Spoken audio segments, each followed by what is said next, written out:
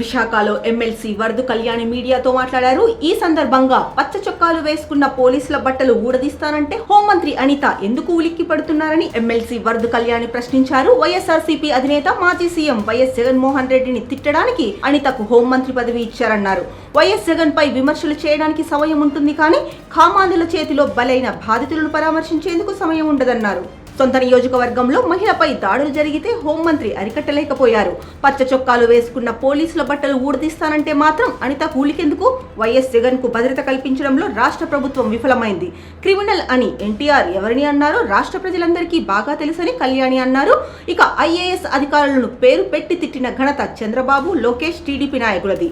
IPS అధికారుల మీద తప్పుడు కేసులు పెట్టిన చరిత్ర టీడీపీ నేతలదే. దళిత ఐఏఎస్ అధికారులను కూటమి ప్రభుత్వం వేధిస్తోంది. మహిళల రక్షణ గురించి మాట్లాడే అర్హత టీడీపీ నేతలకు లేదు. ఎమ్మెల్యే ఆదిమూలం కిరణ్ రాయల్ మహిళలను వేధిస్తే మీరేం చర్యలు తీసుకున్నారని కూటమి ప్రభుత్వంపై ప్రశ్నల వర్షం కురిపించారు కళ్యాణి.